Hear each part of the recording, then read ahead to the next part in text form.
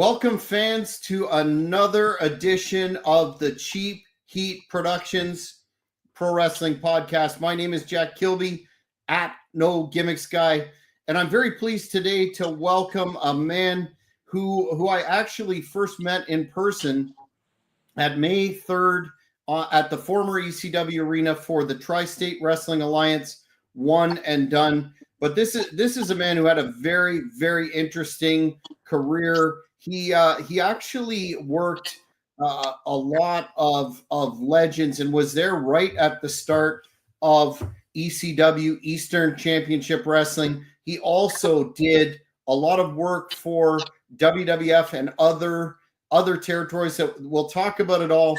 I will introduce him right now as Mr. H.D. Ryder. Mr. Ryder, thank you for coming on the show tonight. Thank you for having me. And we've been trying to get this together for a little bit, so it's nice to finally get this going. It was nice to meet you in Philly also. Absolutely, sir. It was a pleasure, and I'm glad you agreed to this interview. I wanted to, before we get into your discussion of your career, I wanted to get your thoughts on One and Done. You were there, and so was Mr. Ryder Infante, the big bad wolf of Ryder's Wrestling Review, our flagship news show on the channel. What were your thoughts on the event, the WrestleCon, of course, during the day, and then the night with that awesome card where you were there participating in Tony Stetson's last match, that lumberjack match, and no doubt it was a very fan-friendly event from the fan fest to the card. I don't think a person left there from the crowd being anything but happy. I considered it to be a huge success from that standpoint, and hats off to a man that we're going to talk about, your former partner, Mr. Chubby Dudley, Bay Ragney. But what are your thoughts on the day, sir? Well, the day I was glad to be invited down there. A buddy of mine was set up down there. He owns Philadelphia Eddie's tattoo shop, Professor Ouch. I don't know if you've seen his booth down there. He has a lot of good stuff.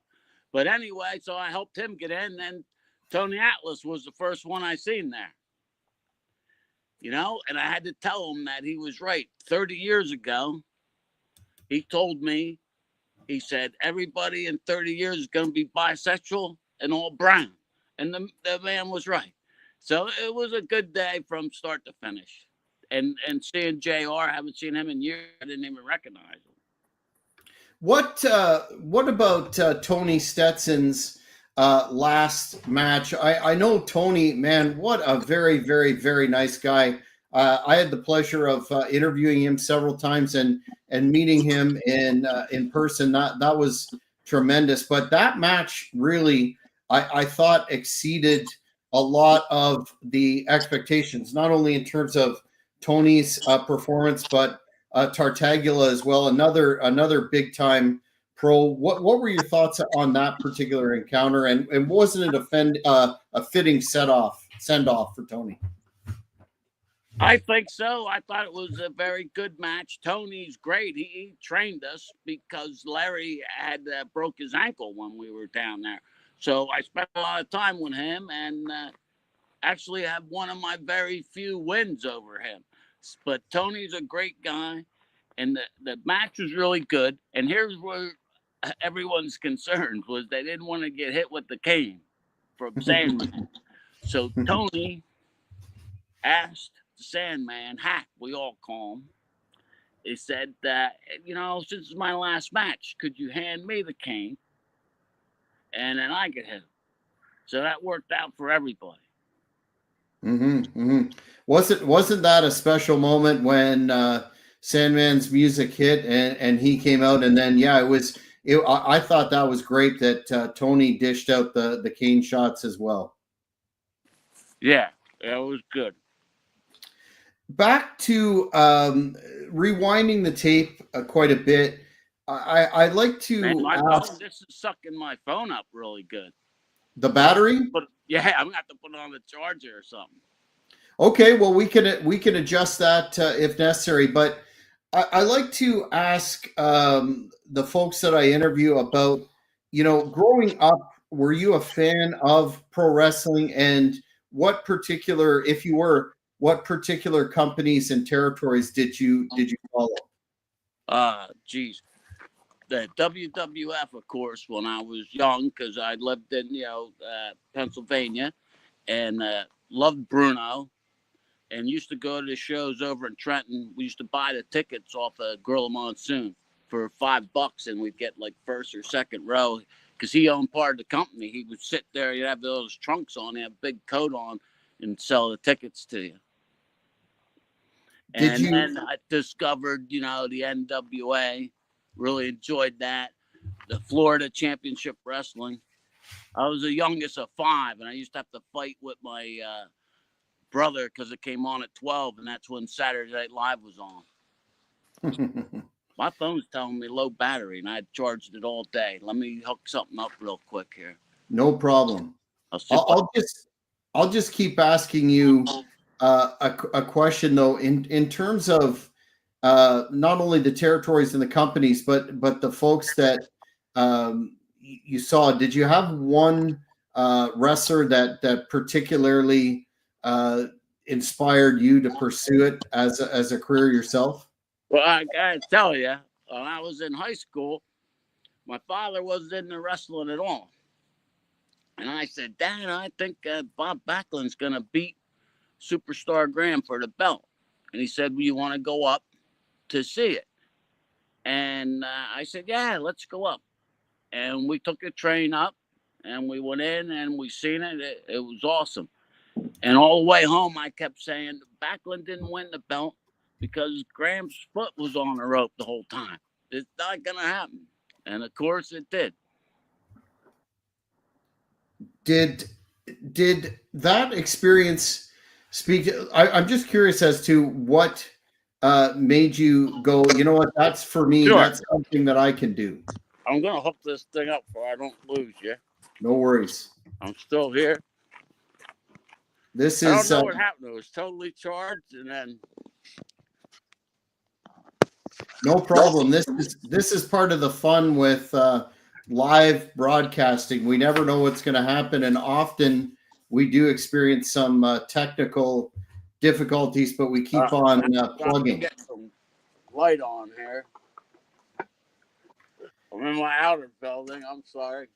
No problem at all. There we go. We see you good there. Get something to sit on. That helps. Yeah, you got to be comfortable. Oops. All right. Any better or worse? Yeah, that's great. I can hear you. You look good, and I can hear you. Was there any moment that you decided, you know what, I want to do this myself as a career? I have an answer for you. I always loved it as a kid. It was always wrestling everybody in the neighborhood. Always wanted to do it. And Superstar Graham fan for sure. Like I said, the Florida stuff I loved. Dusty, and I got to see Dusty one of the last vacations I took with my parents. I was probably about 15, and we were in Lakeland and got to see him. That was awesome. So something I always wanted to do, and I ended up getting a late start in it. I had went and tried out when I was about 25. I went over to Larry Sharp's, the Monster Factory, and I wrestled him, and he put me through everything, and he told me he could train me and to get back to it. And my wife, who was my girlfriend now, tells me the story that like I was beat up and sore. Then I found motorcycles and girls, and I didn't get back, and drinking. I didn't get back to it for a while. Mm-hmm. How did your when you went back the second time? What was that training process like? We've heard a lot that it was, a lot more physically taxing than the typical experience these days. Do you have any moments that stand out from that? Yes. Well, I mean, even when I went and did that tryout with him, I mean, I wrestled him. He wrestled. I had wrestled in school also, just up to high school. But he really put you through it. But now, when went back to the ringmasters, it was down in a basement of a gym, and you had to belong to the gym, and then you paid, for the training. And we go down there, and they worked us pretty much like they did the Monster Factory, because that's where Johnny Hotbody and Tony Stetson were trained. So they put us through, just taking the bumps over and over, and really, and then working outside of the ring, doing lockups, a lot of Hindu squats, all that stuff, and a lot of calisthenics and things, that we did. And to get in the ring, you had to do stuff before they even let you in the ring. Mm-hmm. Mm-hmm. Was that Ringmasters? That was the TWA school that Joel Goodhart was involved with, and Sandman, correct? Well, Sandman went there, but that's him and Larry had it, I believe, and he was a graduate from there. Was Sandman? He was not involved in your training per se. No, it was Tony, and then we were lucky. Like Buddy Landell would come in and hang out with us and show us some stuff. I mean, you couldn't get any better than that. Mm-hmm. And when I was reading his book, it answered something I've been wondering about for years. We were down there one time working out, and then I'm not sure who came in with them, but came in with about 4 or 5 strippers. And they said, we're going to train these girls how to wrestle. You guys are done for the night. You got to get out of here. And I really wasn't sure what it was. He's doing it for somebody, But here in his book, he says that he was doing that for money at one time, doing oil and wrestling and spaghetti wrestling. And he was teaching them some stuff. But before we got out of there, one of them got hurt. They hurt their groin. They were screaming in the ring, and they were carrying her out when I was leaving. So it was good to get an answer on that. Whose book are you talking about? Joel's? Joel's book. Yep. This is when Joel had the school, and he was doing that. He said, and he could make a couple $100 on it. That's interesting. Scott Hall used to say there was quite an intersect between strippers or exotic adult performers and pro wrestling. So I guess the Jello thing was lucrative back in the day, or the oil. And spaghetti also, he said. Spaghetti. Wow, I've never seen or heard of that, but maybe it's a lost art. Yep. So talk about when you were breaking in. How did you land on the character HD Ryder? The I guess HD standing for Harley Davidson, perhaps, and the Outlaw deal. Okay, here's the thing on it. It was I always wanted to be a wrestler, and you go be a biker, which was fine because you still got to wrestle. That's what's on the marquee. So with me and Bay were going to be a tag team, the Hell Riders, and originally they called me Mitch Ryder and him EZ. And then we were getting ready. They thought we'd be on TV, so they said they got to change it because of Mitch Ryder and the Detroit Wheels. So it was really Joel's idea. And we never got to work for the TWA. He went out of business. I was just looking it up. It was in, I believe, like January 91. And we were left with nowhere to go. And so Bam Bam Bigelow I had met a year or two before at a motorcycle pig roast. And he was in a tire toss with my buddy Big Mike. Been friends of mine for years. I take him everywhere, and he scares all the wrestlers. He's like 6'8", 310. tattooed from his neck down. Great guy. And him and Bigelow were in a tire toss. Bigelow just beat him. And so we became friends after that. And I would take my nephews to see him wrestle for Joel mostly. And we would watch his oldest son. I think it was his only at the time, Shane. My nephews would watch him, while he was, and we, became friends. So back to that so now I never signed a contract with Joel. He gave you a contract. He talked a little bit in the book about that, how the guys were paid and all. We only got $35. And then if you owed him for your training, you'd sign the check over and give it back to him. I've seen Mike Mann do that, who is Stevie Richards. Mm-hmm. He did work for him, because in his book he said he didn't, but I do remember that happening. Because I would work as security and all, before I started wrestling. So I sent the contract copy to Bigelow, and he said, don't sign it until they really twist your arm. Because he would get like 20% of me if I started working for anyone else after I paid him. I think I paid him $500, and then I was paying him every week. So when he went out of business, was probably the best thing that ever happened to me, because any little money I could make would all be mine then. Mm-hmm. So from there, Bam Bam was very good to me. He met me on the New Jersey Expressway, and he took me down to see Canada's greatest athlete, Mike Sharp. Now, we were working out in the basement at a rough place in Philly. I go down there. It was a storefront. He got his name on the front. I go in there, and it looks like just like he's on television. He's oiled up, got all his whole outfit on, got his leather strap on. Arm strap. Yeah. And there's a guy down there. I made some notes. I left him in the other room.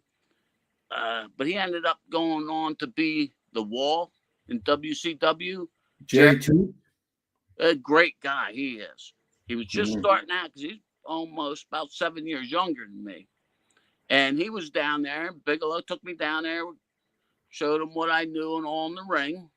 And ended up a lot of other guys came down there. Mike Mann come down there, and he would just charge us for the day to come down and work.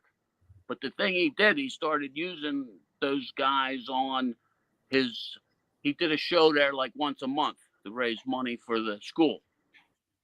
And he started using guys that were in the TWA, would drive down there and work. So he really helped a lot of people out. He was a really good guy. He was a lot of fun. Yeah, and you tagged with him on WWF TV. I was gonna ask you about that. Maybe we'll skip up to that. But that was against the Rikishi and the Barbarian, correct? Yeah. Did you get to see that? It was on video at one time, but I haven't been able to see it. I haven't been able to find it. No. Oh, I had seen it before, but I haven't seen it in years. Maybe I can find it on the Peacock, but oh yeah, that one made my mom cry. And it was the Rikishi and the Barbarian.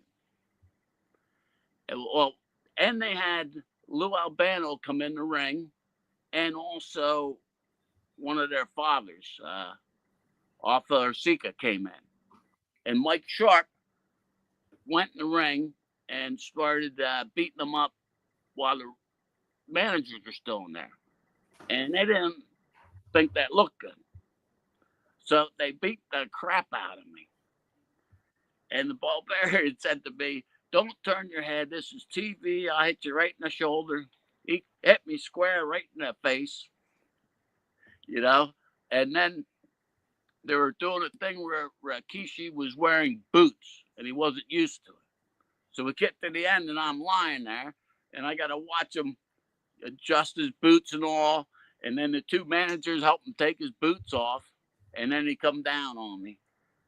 And Albano, I'll never forget, was saying, stay down, stay down. So after something like that, you kind of like, oh, can I move? So make sure you sell it. And that'll be that was that'll be interesting. one to find. WWE, WWF it was at the time. I wanted to ask you about when we met in person. You talked about, before I ask you about how you first got booked into Eastern. You said through Bigelow you did some shots for World Class. Could you talk about that? Oh no, that was World Class was gone then. It was my buddy Gene. But if I could say one more thing about that match, because this is the funny part. This is back before cell phones or anything. So the next day, I had to go to work, right? And I think, and Bigelow, this is how crazy at night was. So me and Bigelow are driving back. I left, so he left his car in Newark. So we're driving back. We stop at McDonald's. And who's at McDonald's on a Wednesday night? Abdullah Butcher and David Sammartino. So we say hello to them. And then we go on. So we finally get to Newark. And he says, could you, he goes, I left. He was gone for maybe 4 days and he was in short-term parking. So he says, when you drive in, then drive back and get another ticket for me. And this is gonna be like 12 o'clock, 1 o'clock at night. I got to get up for work the next day. So I do it. And then I'm coming out the ticket booth and I pay it. The guy says, what the hell are you doing? You son of a bitch. I seen you get another ticket. What are you doing? I said, buddy, I'm just trying to get home. The guy's 400 pounds, has a tattooed head. He's coming through here. You take care of it. And I never asked him about it. I never know what happened that night. Obviously. Back sharp, called my house the next morning and asked my wife what hospital I was in. And she said, he got up and went to work. I said, Mike, I got a mortgage. And he kept my wife on the phone for an hour, she said. I would have loved to hear that conversation. All right, I'm done now. He probably made it out without too much difficulty, given the way that Bam Bam looked. So sorry, I said World Class, but I meant Texas area when he worked there. It was a one-shot deal. We had went out there. Hillbilly Cousin Luke, Gene Pettit, helped me out a lot. I worked him a lot. I think I'm still in pain from working him because he did the big splash. But what a great guy he was. So we were going out to work for Deep South, was in Mississippi. And the guy, had a Cadillac deal. It was a half-hour show. And we were going out to do that. And Johnny Mantell was booking at the Sportatorium. And this has got to be 96, 97. It was, towards the end of the Sportatorium. And they got us booked in there. And so we went from Dallas, then we went to Monroe. So the Dallas was really something. I mean, I didn't think of it at the time, but that building, I mean, we started out on the top and the guy walked me, all the way down into it. I couldn't hardly see, but it was really something. They first said the ring is really stiff because it was built right into the building. Like when Willie Nelson played there and all, that would be the stage. Mm-hmm. Do you remember who you worked on that particular occasion? Yep, and I had written down the guys who were there and everything. Who the booker was. Give me 1 second. I'm grabbing my book. No worries.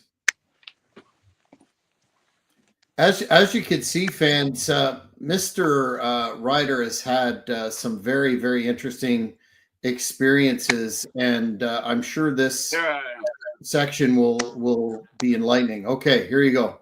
All right. Now, when I was out in Dallas, Black Bart was the booker. Remember Mike Davis?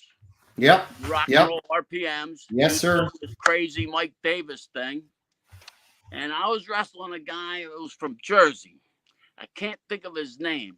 Some kind, he did like an Italian mafia thing. And Skandar Akbar was his manager.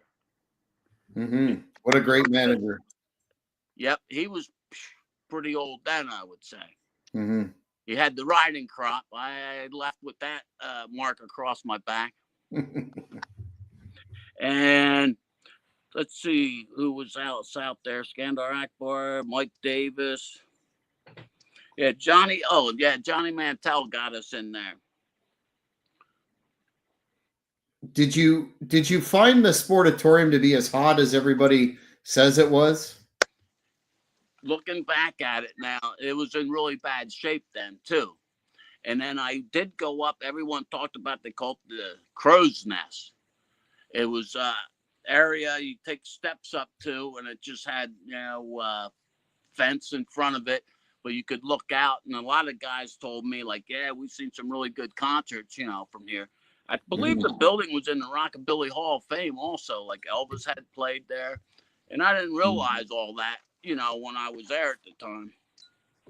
And also that night, Greg Valentine was on the card. His father was still alive. Mm-hmm. And we went out after that, and Johnny Valentine came out. And they were drinking. I don't drink at all. I quit drinking when I started wrestling, which is like backwards from everybody. But I smoke weed like a chimney though. So we went out, and it was really nice to be around him. He was, on the walker. So that was a great night. And also when we were there, cause he was hanging out with this guy called Caveman. He was going to get us weed. We just got in town, There's always someone that rips the wrestlers off. They were bait and switch them. So the weed he got was really crappy. And I didn't see much of the whole trip because he was driving, and he's huge, and he's always brushing his hair. Me and him almost got in a fist fight over the weed. The guy said, how could you get ripped off? So, and when we were out there, then when we were in Mississippi, I went and knocked on his door, and he answered the door naked. I said, why would you ever do that? That'd mess the guy up, But he was a great guy. He was a good friend. Yeah, I'll ask you about facing him on the Indies in a bit. But Mississippi, so then now we're in Mississippi. We drove all night, and I was staying with Gino Caruso, Mr. Italy. Mm-hmm. I stayed with him. He went out. There was 3 of us that went out there, and the other guy was one of Johnny's boys, and he went as Briscoe, because he looked like the Briscoes, but I can't think of his name. I think he had like a doctor's degree or something. He was a very good technical wrestler. Mm-hmm. I'm trying to think where. For Mississippi. Now Mississippi, that half-hour show was something. Who the heck they had a lot of names on there. That was when we went there, it was One Man Gang. Yes, I remember you mentioned him. Yeah. Oh, the Guerrero brothers. Manny Fernandez was there. Scott Putski. And they had a guy, I wrestled a guy by the name of Big Sky. He was 7 foot tall. Yeah, I remember him. Yep, for sure. And he was just breaking in. And when I went there, before I went there, Gene had took me up to Johnny Rods' place, because when I was busy working. I only worked usually like in the winter. I didn't work, all the time. I had a good job. And that's one of the things Manny Fernandez introduced me to the Guerrero brothers, and said, this is my friend Pat. He has a good job and he wrestles. So it really meant a lot, because they were all trying to figure out how they were going to retire at the time. Mm-hmm. But so he had wanted me to be aggressive. So I went out there, and I think I hip tossed him right off of the for the lockup and was just beating on him. Big splash in the corner and all. And then he may come back, and pin me. And they said, the guy's never been off his feet before. I said, well, Christ, maybe someone should have let me know. Did you get heat for that? Yeah, I got heat for that. Oh, well, they didn't bring me back out, but they went out of business. But the next match, they had me wrestle Trent Phillips Jr. He was Trent Phillips was a guy, I think, down south that was big at one time. And they had his kid beat me in like 30 seconds or something. So I think that was the answer for that. That was punishment. Yeah. How did you, I want to rewind a bit and go to, how did you first get booked for Eastern Championship Wrestling? And I wanted to get your memories of working with the late, great Eddie Guerrero, who I guess was booking at the time that you started there, yep. Correct? Yeah. Eddie Gilbert. Yep. Sure. All right. So now Joel went belly up. So I was down working out down at Mike Sharp's place. And then I went to a show, an ECW show at the sports bar. And DC Drake didn't show up for the main event. And the main event was the Super D's.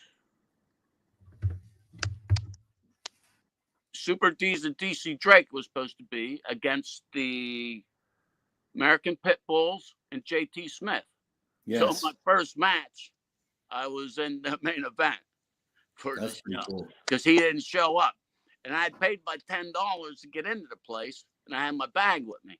So when they paid me the $35, I said, Jesus Christ. I said, I got to get my 10 back.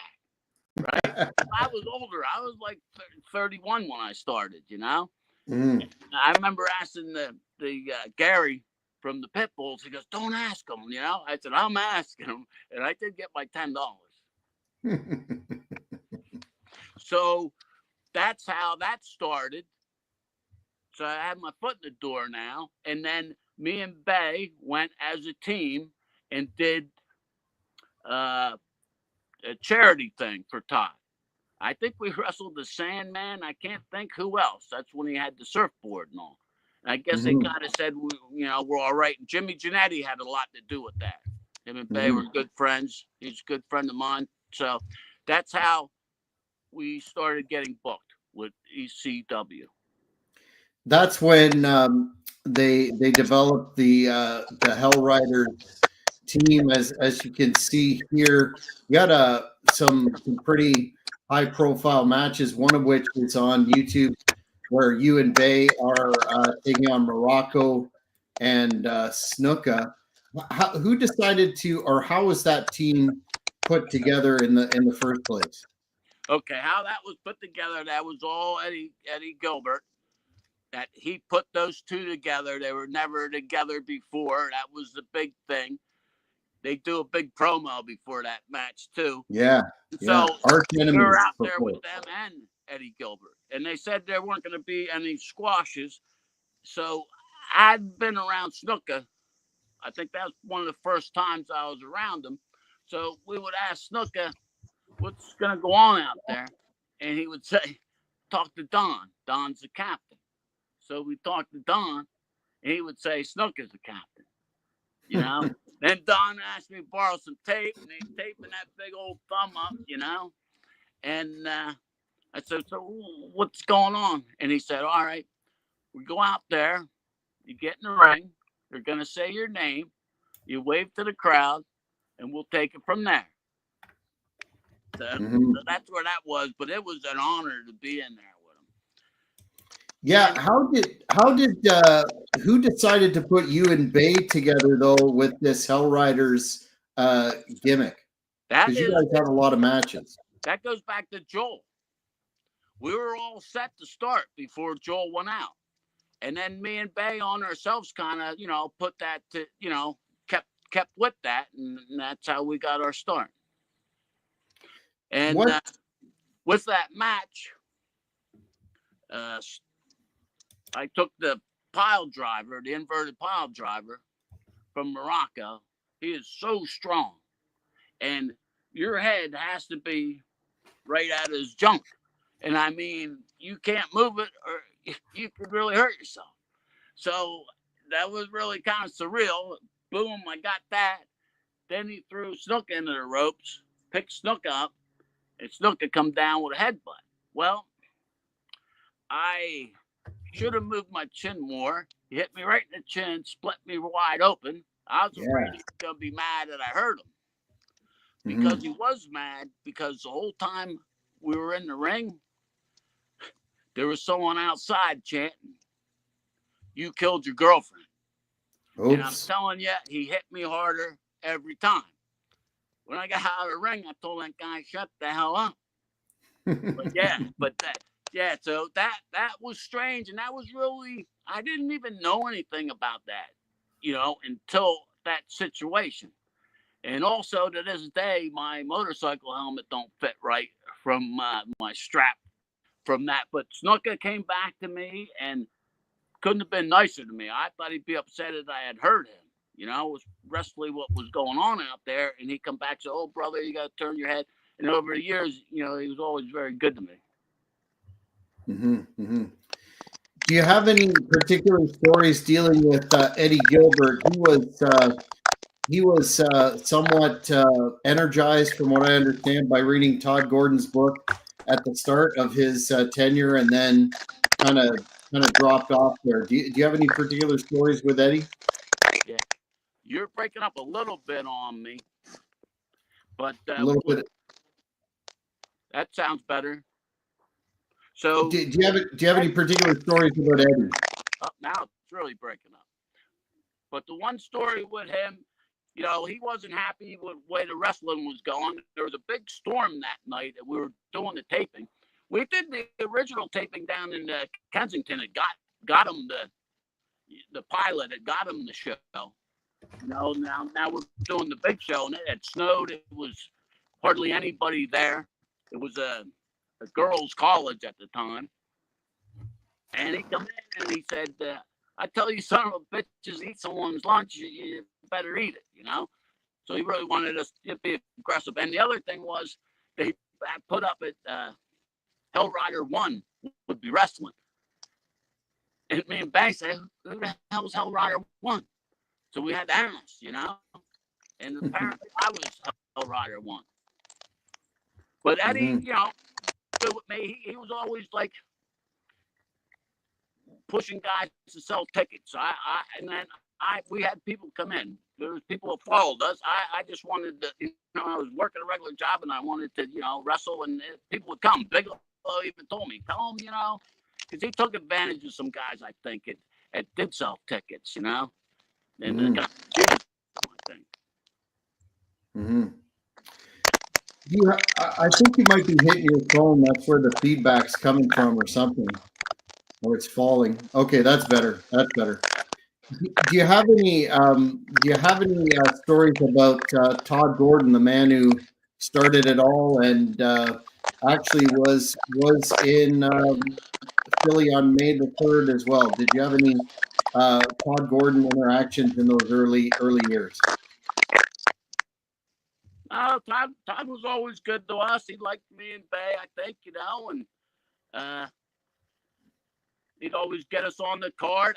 We did a card in Morrisville, and I'd sold a shitload of tickets for us and all. We were wrestling the Super Destroyers, and I think we actually won by disqualification. That was a gift for us. And I think not Pacific, but a lot of them guys, and it was great to see just to see everybody from the TWA shows that you haven't seen in 30 years,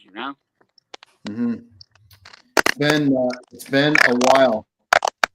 Wanted to next ask you how you made the transition to doing WWF at the time, syndicated TV work. Okay, what that was Iron Mike Sharp. he was working up there, and at the time it was Chief Jay Strongbow was in charge of getting talent for the job guys. And that was interesting.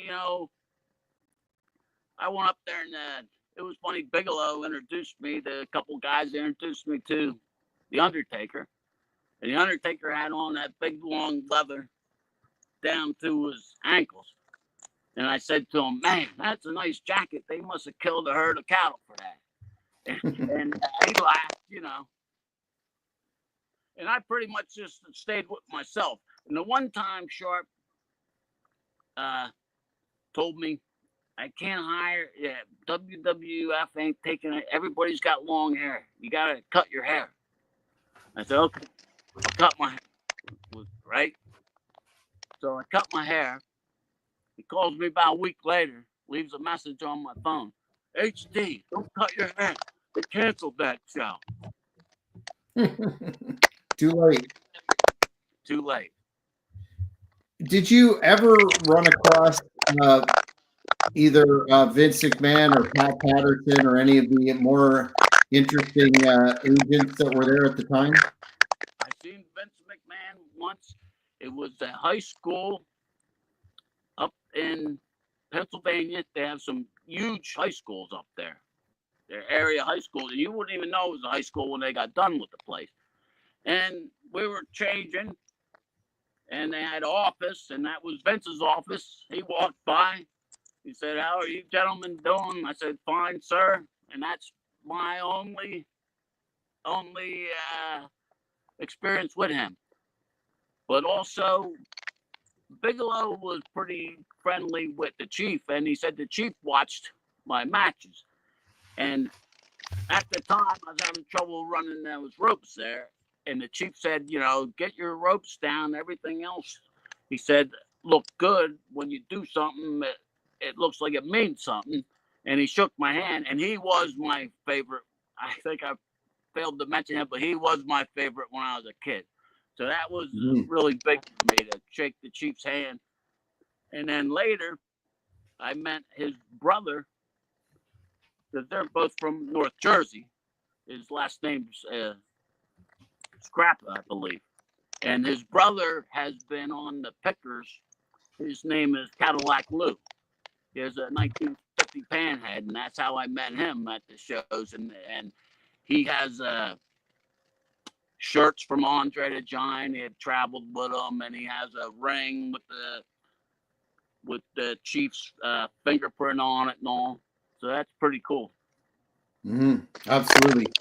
You also worked on Wrestling Challenge against Marty Jannetty, fresh off the Rockers. Do you have any good stories to that match or with Marty's infamous partying?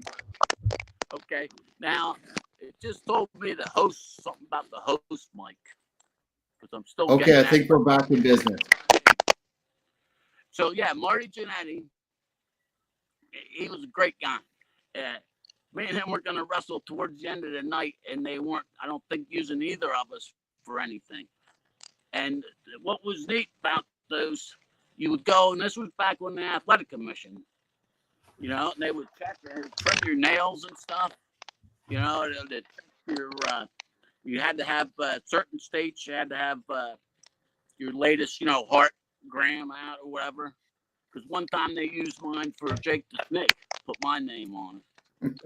Anyway, so he was hanging out with Arnold Skolin. Arnold Skolin would pay. He'd be sitting there with a cigar, with a briefcase full of money, and you'd go up and they'd look where your name was. You could wrestle not at all. You could wrestle 3 or 4 times, and you still get paid the same.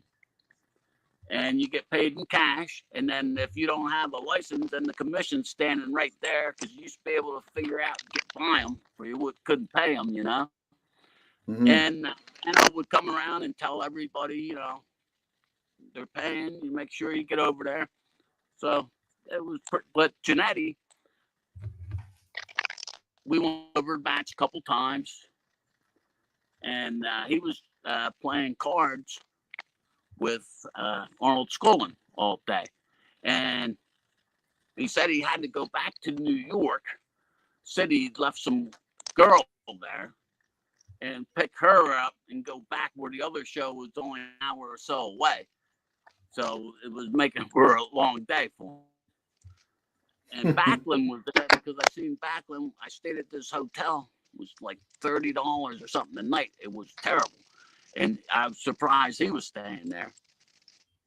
And so what was your question on that now? I'm sorry.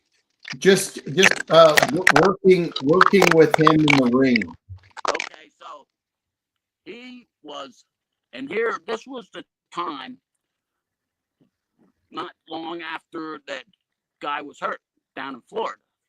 Yeah. Because I believe that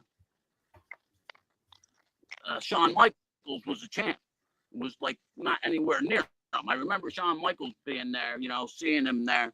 And I knew nothing about this. So I wasn't nervous about wrestling or nothing. We didn't end with that. He ended with coming off the top rope with a fist. And they told us we had to cut the match down. He was going to give me all kinds of stuff. And then they even cut it down further when I seen it years ago.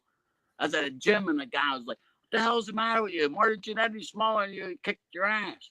And here they had cut it down even more than I had seen.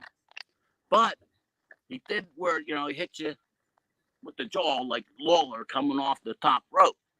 And I was walking back to the ring and I'm holding my chin. And I believe it was Rene Goulet come up to me. And he goes, "Did he hurt you? Did he hurt you?" I said, "No, I'm selling, brother. You're supposed to sell, right?" And before I went out there, I had my trunks on. It had a skull head on them. And I mean, I was ready to walk out there. And they grabbed me. And they gave me a pair of medium tights to put on over my other tights. I said, "Where the hell did they get a pair of medium tights?" So I was like 260 then. So I put them on, and that's when I went out and wrestled. And I'm telling you, he was the smoothest guy I ever worked with. I mean, he was, call something and you'd be in the move. It was great. And then I went back, and I think it was, what's his buddy? Pat Tanaka was there. And he said, "Yes." I said, "What did he say to you?" I said, "They asked me if Marty hurt me. I told him I was selling." So now that means something to me. At the time, it didn't mean anything. Definitely. Yeah, I've interviewed Pat a couple of times. Great guy. Actually did an interview with both Pat and Marty on this channel, and it was a hoot. Now, in terms of matches that are still out there on YouTube, you had one with Lex Luger that aired on, I believe it was Wrestling Challenge, and you told a little bit of a story there. He gave you some pretty decent offense at one point. What are your memories of that encounter? Oh, sure.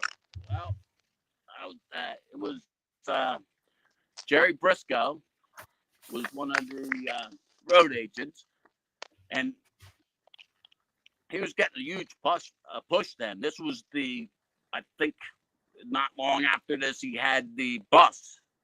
Excuse me. He had the bus, and he was getting ready to wrestle Yokozuna, and they had him being more aggressive because there was like he had me in a hammerlock and he wouldn't leave me go. But I see they cut that out of there. He was doing some stuff like that, and Gerald Briscoe took me down to see him because he was doing a thing where they had 1-800 number then, and Luger was on the phone constantly talking to people. So I just went down, and his matches are pretty much all the same. And he did, because I do other guys. He goes, "You got 15 seconds," is what he tells you, and you're only doing, 3 minutes. It takes him a while to get in there. He had a kid, with him carrying the flag and all. But he was fine to work with. I thought he was like a piece of furniture, when he picked you up and all. He told me I didn't jump enough for him. But other than that, I think everything went pretty well. With that big of a push and the company behind him, do do you ever wonder why that didn't really work out for him in WWF? Yeah, I don't know. I don't know what happened with him. It was great to see him get into the Hall of Fame. Mm-hmm. But I don't know, maybe a lot of had to do with attitude. He had a lot of things going on then. I mean, yeah, that's hard to call that one. Mm-hmm. So you really raised your profile doing WWF TV work. I'm not missing any of your other TV matches, am I? Oh, I worked, and I can't find it darn things. I did a lot of TV for international world class championship wrestling. They were the Savoy, and that's Manny Fernandez. It was the day after Christmas, and they were working over in Trenton, New Jersey. And it happens to be my birthday too. So Nice. I went over there. I thought they maybe need somebody, being it was around the holiday. They were doing TV taping there all day. Manny was the booker. Junkyard Dog was there. Me and him were the only one there. And I talked to him for about an hour. That was something. He was telling me about Ole training them. He said Ole would train them and Iron Sheik trained them. Said they would hit him in the head with a hammer and tell him not to sell it. And That's also interesting. they would road work, running, and being a convertible, and the Sheik would be throwing beer cans at him. Strange. Yeah. It was tough to get in the business, Yeah, back then, absolutely. And Ole was had a reputation for being particularly tough. Wanted to next. Here's a poster of a big indie card that you were on for USA Pro. You got Slaughter versus Bundy, Tito versus Mr. Hughes, Snuka versus Metal Maniac, Kid USA versus Demolition Axe, and then one of your matches against Cousin Luke. You worked in quite a bit, like you said. Do you have any standout memories of your independent career? With Cuz, yeah, we had some good matches, man. Cuz Johnny Ross always said they were good, so you can't get better than that. But we'd be in the ring. The one that I had sent you, the ring announcer is gone. The referee is gone. They were great guys, and Gene is gone. But Gene was a lot of fun to work with. He would we were doing the test of strength, and he would call the ref over and say, "Look how bald Pat is. He's really getting bald." And when he was a kid, he used to go side to side, and I rocked this way. And the bushwhackers once said, "Oh my God, you guys are making us freaking seasick." And the nuns rode home with Gene, saying that he was, the nuns said he was retarded, is what they would write, instead of handicapped. And I always teased them about it. And I would get them in a headlock or something and tell them those nuns were right. So a lot of heat. You were obviously the heel in that series. Excuse me, I'm having trouble hearing the vocals. I'm sorry. You were obviously the heel in that series, and that match that's on YouTube was a good one for storyline for sure. Yes, I think so. That was a good classic heel versus big giant good guy. And I would all roll out of the ring. I would say, "What bus hit me?" After that. Yeah, it looks like you were legitimately dazed after that one. In terms of sorry, go ahead. Bay took a splash off of him once, and Bay was 300 pounds at the time. Their two bellies just hit, and boy, the whole ring was bouncing. That's awesome. Those big man encounters were always great back in the day. What looking back, do you have a moment in your career that you'd want to relive or change, and why would that be? The moment I can change. Relive or change? Well, you know, as I get older, I'm happy for all of it. I always say there's a lot of guys that did a lot more than me, but there's a lot of guys that didn't too. You know, so but I don't with ECW. You know, I don't know if I'm kind of glad it might have been the best thing that happened to me. You know, not staying there. Who knows what you could get talked into doing? You know, Mm-hmm.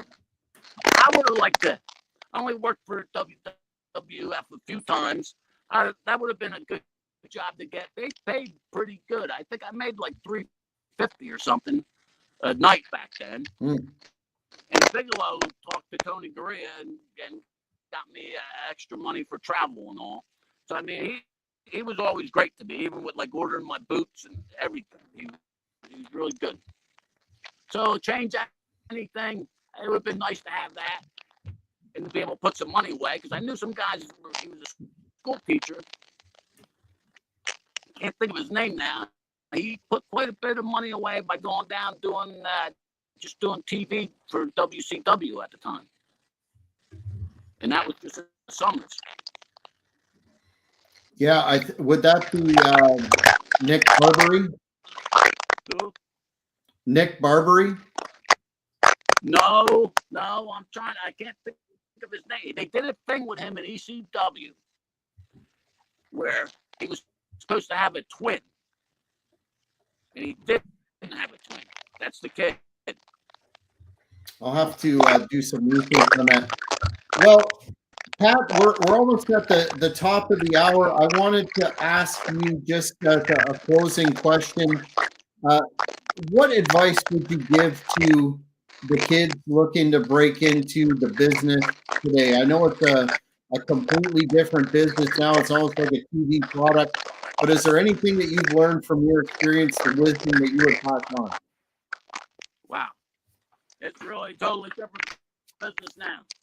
It was hard to get into it before, and I mean back then you had to be able to take a shot. I mean I was knocked out and then got back up and finished the matches and stuff. I think they're more protected. They got a lot more places to work now. I would like to think would be easier now, but it wouldn't be easier to become a top draw. That's never easy. If I'll tell you what, when I was down Mike Sharp's and all, the guys I seen do the best with it. I mean, they really wanted it. They lived and ate, breathed it. Who I seen when I went down to Mike Sharp's was Devin Storm, who was Crowbar. He was in high school. What a sweetheart he is. And I seen him. I was on cards with him and Sabu doing matches for Dennis Carlugo. One of them would leave in an ambulance every night. And I seen him. And I had talked to him not too long ago. He's a great guy. Totally remembered me. And he talked about one of the good ones. This would be a good example for someone starting out too. He's one of the good ones. He went to college the whole time. He's a chiropractor. Him and his wife have a business. You don't hear the good stories. Mm-hmm. Mm-hmm. Where can the fans find you on social media if they want to interact with you and hear more about your career? Sure, I'd love to talk to him. I mean, it was great to see JR last time because I hadn't seen him in years, and I wish I was younger. I mean, I might have been able to do something. But I'm 65, so I mean, I have a good 10 years on him. So I was, he said he wanted to make a run with it, but I couldn't do it. I had my job. I'm retired now, and luckily things worked out good for me. Mm-hmm. But anyone wants to get a hold of me, I'm on Facebook. It's Pat Kelly. You'll see my picture of a guy smoking a cigar. There's a bunch of motorcycles and some wrestling stuff on there. You can find me there. And I'm staying out of trouble, working on my old bike.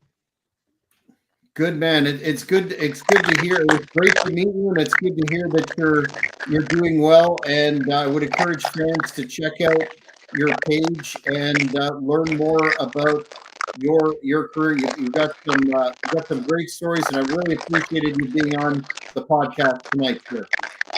Well, thank you very much, and thanks for having me on. We didn't talk about Bay enough, but we all know I love him. Bay is the man for sure. But fans, that's it for this edition of the Cheap Heat Production podcast. My name is Jack Kilby once again. Please be sure to subscribe to this channel and you won't miss any of this great, unique, and one-of-a-kind pro wrestling content. Until next time, take care, everybody. Thank you for watching this video. Please give it a like if you enjoyed it. Be sure to follow us on all social media platforms at Cheap Heat Productions. Don't forget to hit the notification button and you won't miss any of our upcoming interviews, recurring programs, or entertainment products. Thanks again and keep watching.